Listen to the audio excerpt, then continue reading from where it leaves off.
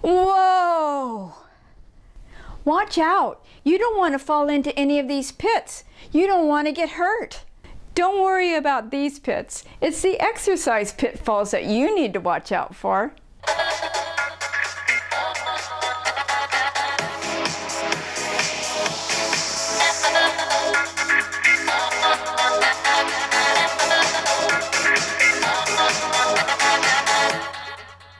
The benefits of regular activity have shown to reduce the effects of many negative symptoms associated with fibromyalgia. The challenge is finding an exercise routine that doesn't aggravate the condition, but rather produces ongoing relief. In this video, I'll walk you through 7 of the most common exercise pitfalls, and more importantly, what you can do to avoid them. I've seen many a well-intentioned fibromyalgia patient start an exercise program only to abandon their efforts because of unseen obstacles or challenges that can crop up. Who in their right mind would want to continue with a treatment option that actually increases your pain and discomfort? Let's take a look at each of these potentially dangerous practices right now, beginning with 2 very popular activities, yoga and Tai Chi. Although yoga and Tai Chi are considered to be a gentler form of exercise, they both do have their risks. For the uninitiated novice, the various poses and body positions can be very unnatural in the beginning. Well, not to that extreme. Some beginners inadvertently injure themselves by twisting or overstretching in an incorrect manner. This often leads to the neophyte giving up on the practice. The key to both of these disciplines is to seek out a qualified instructor who is aware of the limitations and the challenges fibromyalgia patients have. Getting the proper introduction and instruction suited to your condition is paramount in your ongoing success. My suggestion is that you consider taking a restorative yoga class. The second pitfall is that of engaging in extreme activities. And what do I mean by extreme activities? Yes, this is one of them. But what I'm referring to is more subtle than that. Sometimes, when we see others pursuing an activity, whether it be yard work or a particular sport, we sometimes equate their vigor and energy level to what we should be able to do. I've seen many fall into this trap in the spring, which has typically been a household cleaning and yard maintenance period. To combat overdoing it and increasing your incidence of flare-ups, try spacing out your activity sessions. By breaking up your major projects into bite-sized chunks, whereby you can factor in adequate recovery time, you'll decrease those negative side effects. Keep this in mind when doing any type of weight-bearing or strength-related activity, as they tend to be the hardest on the body. Go easy. Allow your body to adapt to the increased activity level. The third biggest common pitfall is that of inadequate hydration. This can add to the onset of your fibro flare-ups, stiffness, and fatigue. It is extremely important to stay hydrated throughout the day. This is more of a concern as you increase your activity level.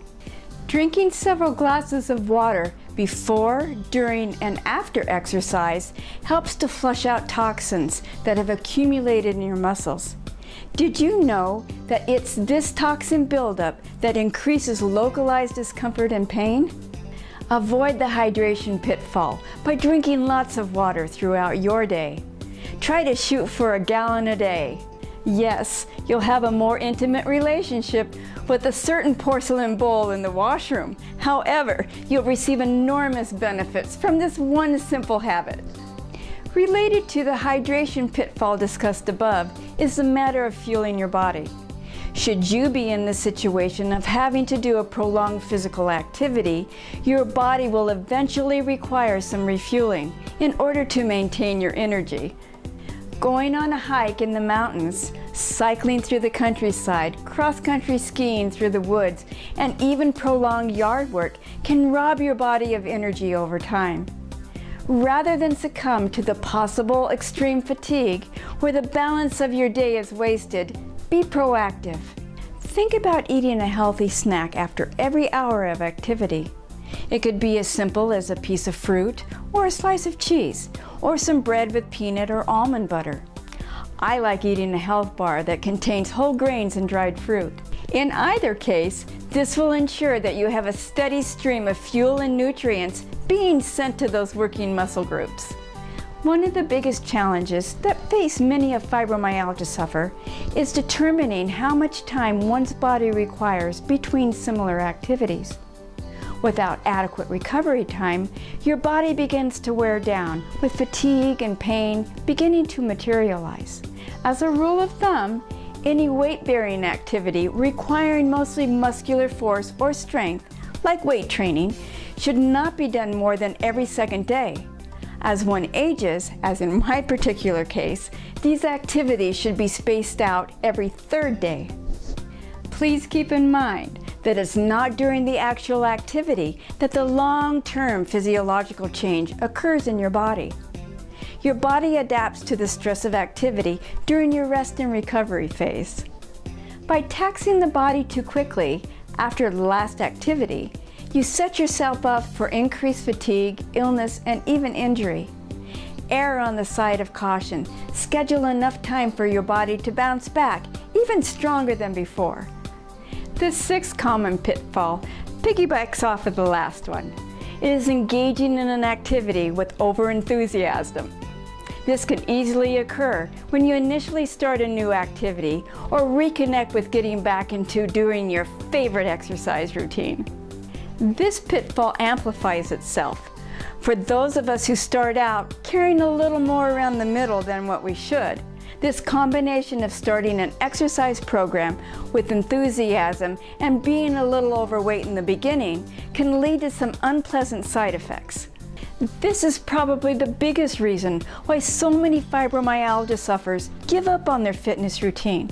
They start out with great intentions and renewed vigor, only to be disappointed soon after when they feel like they've been hit by a steamroller during the night. Two options come to mind. Purposely start your activity at a reduced level. In other words, just go through the motions in a controlled manner. Second, try to find an exercise routine that supports your body, such as aqua exercise classes, swimming, or cycling. The seventh common pitfall is that of forcing yourself to get out the door when your body's really telling you that you need to either rest or change your game plan. If you've made the commitment to show up every week to a specific exercise class, then this pitfall can rear its ugly head because you have an obligation. In reality, the obligation that you have is to yourself first. If your body's telling you that what you've got planned is going to run havoc on how you feel for the rest of the day, then modify your game plan.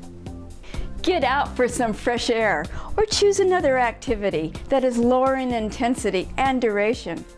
Although you've made a commitment to yourself and possibly others that you would like to honor, a more prudent course of action is to scale back and to see how your day is unfolding. If your family and friends are anything like mine, they'll be supportive of your decision, knowing what you have to face day in and day out with your fibromyalgia. There you have it, 7 of the most common exercise pitfalls that I see on a regular basis, and more importantly, how you can avoid them and get the most out of being physically active. Until next time, stay positive, stay strong, stay informed.